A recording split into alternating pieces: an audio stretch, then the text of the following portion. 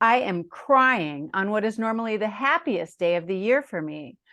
I'm not talking about Christmas with the mayhem of 4 generations unwrapping presents simultaneously or repeatedly sneaking tiny slices of my stepmother's rum-laden fruitcake. And I'm not talking about my birthday. Some would argue that my birthday should be the happiest day, but only 3 people know the truth. After my 6th birthday, I was content to play the game and blow out the candles and make a wish that never came true. No, today I am bawling because it's the first day of school and I'm not teaching for the first time in over 35 years. That is the intro to Milford Elementary by John Hoda. John Hoda is a crime fiction writer, a real-life private detective, and podcaster of my favorite detective stories. He is a former insurance fraud investigator and police officer. Hoda graduated from Indiana University of Pennsylvania with a degree in criminology. Welcome, John Hoda, to Blackbird Writers Presents. Thank you very much, Tracy. I really appreciate you having me on the show. Yeah, well, it's so great to have you here and to talk about your books and you're a private investigator, and this is all very exciting and interesting. Well, I bring a little bit of life experience to my work, but we'll talk about that later. So, Yeah. I really enjoyed that hook at the beginning of Milford Elementary. Yeah. And so it's the first book in your Gwendolyn Strong small town cozy mystery series. Right. Yeah. And she's an ex-kindergarten teacher with plenty of nerve and a murder mystery to solve. Mm-hmm. Yes. I like that. You can write my blurbs for me. So tell readers a little bit about this story. Yeah. I first was attracted to cozy mysteries when I read a series of cozy mysteries set in the Berkshires, which are Western Massachusetts mountains. And it was written by a former investigative journalist, and she did it in the first person present. And the immediacy of the writing really attracted me, along with the small town folksiness, how people know each other in small towns. And I thought to myself, I can do that. So I decided to think about how I want to go about it. And the person that came to me was this kindergarten teacher, because, well, she watched all these kids grow up from the time she taught them in this small town. So, and she knew them. And I thought that she would have like an inside track on knowing what their personalities were and knowing them before they developed guile and deceit. So I thought that was pretty much between that and being in a small town and knowing everybody was kind of her superpowers. And I wrote it in first person present, and boy, am I having fun. Oh, I can't tell you. Yeah, and it's a great mystery in this first book. One of her ex-students seems to have committed suicide, but she doesn't believe that's possible. No. And because she knew the boy growing up, and also the timing of the death by suicide was the night before he was to be married. Yeah. And that to me and to Gwen just heightened the stakes and said, no, that doesn't happen. That's not that. I know this boy. I know his fiance. I know his whole wedding party, and it just doesn't make sense. It just doesn't make sense. So going against the wishes of the police and sticking her nose where they wish she didn't, she went Isn't about. that always the way it is? Yeah, I love it. I love it. And she went about doing it. And she went about to the point where she thought she had a really viable suspect. And well, then that suspect dies by what is thought to be accidental cause. Right. It really is mysterious and is really suspicious. And it happened to be the first boy's business partner. And later on they owned a body shop together. So that's when Gwen decides that there's much more to this story than meets the eye, the fact that both of them die in a very short period of time in a very small town just heightens her suspicions that there's something more here to look at. Right. Yeah. Yeah. Death by suicide is a very serious subject, and I just want to touch on that for a bit too, because so many people have been touched by Yeah. suicide. Absolutely. And could you discuss the importance of talking about this issue and how you were able to dive into such a dark subject? Well, I took it right from how they found the body, right through the um, they don't call it a preview. I know the word I'm looking for. Um, the night before the funeral. What do they call that?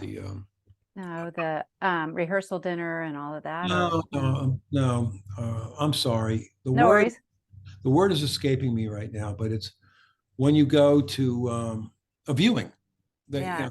It's not a viewing because it's a closed casket. So it's that night before viewing. So I take the reader through, what happened at the scene, to the viewing, to a funeral, and I walk them through all of that. But it's not just reporting what's happening. Yeah. It's a matter of how many lives were affected by this person's death. Right.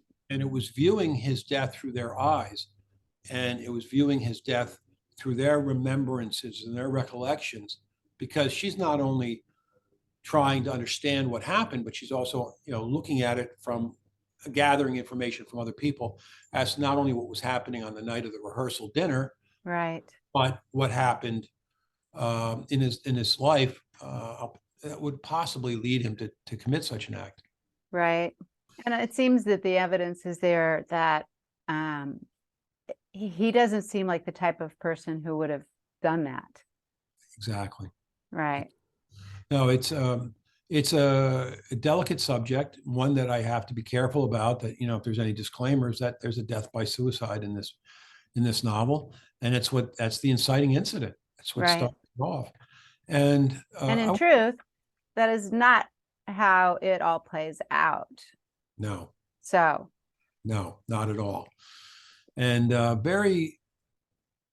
like my kindergarten teacher's powers of observation, her deductive reasoning, her knowledge of people, human nature.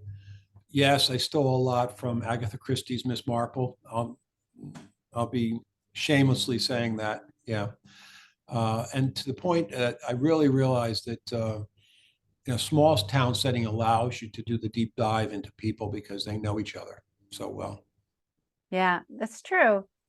And this book is also rife with twists and misdirection and red herrings.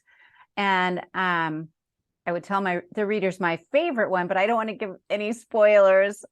So what were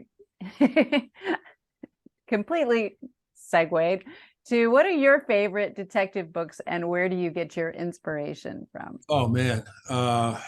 So that's going to take a couple minutes. That's fine. And my work as an investigator, real life investigator, first as a cop, then as an insurance fraud investigator, then as a private investigator with specialties in insurance fraud, forensic genealogy, and criminal defense. It just intertwined with what was on my bedstand reading table or the coffee table. And that was Martin Cruz Smith's Arkady Renko, played beautifully by William Hurt in the book Gorky Park, the movie Gorky Park.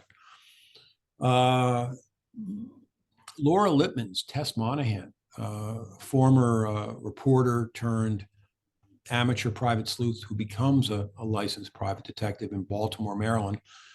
On midnight shift as a cop, I'd be sitting there with Joseph Wambaugh's The New Centaurians or The Blue Knight or The Choir Boys sitting on the seat next to me while I was waiting for a call. So my work and my fiction writing dovetail together. And I have to tell you that I drew great inspiration and learned a lot Learned a lot about, oh, I can't forget A. Conan Doyle and Sherlock Holmes. Oh my God, that's like a Bible for deductive reasoning and observation. And I just learned so much from those books that informed my work as an investigator. And then my investigation work informed my writing with scenes and dialogue, things that you just couldn't make up. So the two were like, you know, joined at the hip, for lack of a better word. I can't take one part away from the other. My favorite writer is Lawrence Block, and I know this is a question that you wanted me to answer, and I drew a lot of inspiration from him. Not only his Matthew Scudder character, but also from him that he gave me literally the permission to write what I know. And I was so happy that one of my first books I was able to sign a copy for and give it to him. And he liked it. That's awesome. Yeah. So, but anyway, yeah, my writing and my reading and my work have all been intertwined. It's all just part of it for me. So whether I'm at the keyboard or behind the steering wheel, I'm following the clues, Tracy. I'm just following the clues. That's great. So I'm sure that you have hundreds of ideas for mysteries. Yeah. When did you start writing fiction? Well, that happened over 12 years ago. I had an idea kicking around in my head for years, and it had nothing to do with investigations. It had to do with baseball. And it was a guy, a little league coach, an older little league coach, whose his days as a little league coach are over, and then within a short period of time, he is on the mound for the Philadelphia Phillies pitching, and I didn't have the middle, and for years I was stumped. What's the middle? What's the middle? And then one day I was at the baseball stadium, and my son bought a program, and in the program was the middle, and it was fantasy baseball camp, where older players, of years gone by, could go and play with their heroes, their Major League Baseball heroes in the sunshine, whether it be Arizona or Florida, before training camp would start. Uh-huh. And I said, "Oh, that's it." And he says, "What's it?" I said, "There's my middle." And I went on to tell him the story about this, baseball coach, or this little league coach that now is playing in the major leagues, and how he gets there is because of getting recognized or getting, found at fantasy baseball camp. Well, he says, "But you don't know how to write." And that was the challenge. He laid down the gauntlet, and I said, "Well, I'm going to learn how to write." And one of the first books I bought, I still have on my desktop today, I should have brought it up, is How to Write Fiction for Dummies. And that book still guides me to this day. I read it with fresh eyes. Like every time I sit down to start a new novel, I just go over some of the things I remembered learning from there, and I see it with a fresh look.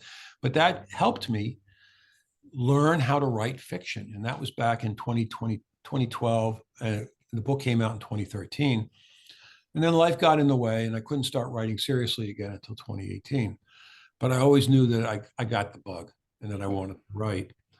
And one of the characters that was in fantasy baseball, actually two of the characters in fantasy baseball, I started asking what if questions about. One was a sports writer, now turned crime beat reporter, and the other was a female FBI agent that was just like counting the days towards her retirement. And I started asking what if questions. What if, what if, what if, what if? And that became the genesis of a 6-book series, the Marcia O'Shea, FBI agent Marcia O'Shea, police procedurals. And in the last book of that series, Elm City Towers, I had these two characters, Erin LeGrand and her mother, Gwendolyn Strong. And they were attending a true crime conference and happened to cross paths with this FBI agent. So thinking I wanted to write a cozy mystery series, I thought, well, I can spin these two people off, and There's my character. that they became my Gwen is the protagonist, and Erin, her daughter is her sidekick, for lack Right. of a word. But yeah, and that's how that all came to be. Yeah. Oh, that's cool. Yeah. I love the idea of drawing characters out of your other books and placing them in new series or whatever, or even like locations that you've made up and Mhm. or different things like that. Yeah. Yeah. I love it too, because then, there's like a genesis, so and so begot so and so begot so and so. And it all started with a baseball program at a baseball stadium. And so just so that readers know, what's the name of the baseball book? Oh, I'm sorry. I should mention that. After all, I'm an independent author. Second Chance at Bat. Second Chance at Bat. And the hero of that story is 39-year-old insurance salesman Joe DiNatale. Cool. And all your books are available on Amazon, right? Yeah, that's And where I park all of them. Yeah. and or through your website, they can find Yeah. those things too. And we'll give your website info and all that later. Mhm. I kind of want to get back to Gwendolyn Strong because in this book you introduce a little bit of her backstory. Yeah. And so she was raised by a single dad, and she kind of doesn't remember her mom or anything like that. But you introduce her, and they have a chance to chat. And her mom turns out to be a Jamaican woman who met Gwen's father in England. Right. So talk about that a little. Well, yeah. Gwen's mom was a nurse, or getting her nursing credits while working at a Royal Air Force hospital. Stan Wallen, Gwen's father, was a liaison from the United States Air Force to the Royal Air Force on this Air Force base in the mid 1960s. They got together, and that's the word I want to use. And Gwen's mother became pregnant with her, and they got married. Maybe didn't necessarily love each other, but decided they were going to make it work. Well, in the 60s, that's what you did. Yeah, and mom was kind of shamed by this because, well, her black family didn't really like her being married to a white man either. Mm-hmm. And they're in England, which is in mid 60s, was a polite form of Jim Crow, not as bad as the United States, but still pretty much there. And this woman was utterly alone with a child, and possibly Thrust looking, into a white world, I imagine. yeah, add some maybe clinical depression, definitely postpartum depression, and it makes for a very bad situation for her. And when when Gwen is old enough to go to grade school, kindergarten actually, her mother sees that she can be well taken care of by her father, and being in school, she's old enough to be out of the house, and mom abandons them and goes back to Jamaica. Mm-hmm. And that's the deep wound, the deep scar that Gwen carries in her. And maybe is why she became a kindergarten teacher, because she didn't want kids of that same age to feel abandoned or hurt or insecure or unsafe. Mm-hmm. So for her, it became a life, 35 years of teaching that magical grade, where she was caring for children, that she made sure that they were taken care of and given the nurturing in that first school relationship. Yeah. Does that make sense? Oh, it absolutely makes sense. And I love that they actually connect in this book. And of course it's going towards the end of her mother's life and her father's lives. Mm-hmm. Because Gwendolyn's about my age. Okay. And but then at the end, she's on a plane to Jamaica. to meet her. And so now I'm curious, what happens next? Well, you're going to have to read it. You're going to have to let the readers read it. And it's a good story. There is a reconciliation. Mhm. Gwen always wondered what she did, as many children in divorces or abandonments feel that they are the reason why parents split up or moms desert children. And they carry with them that guilt, that sense of shame that they how somewhere were at fault.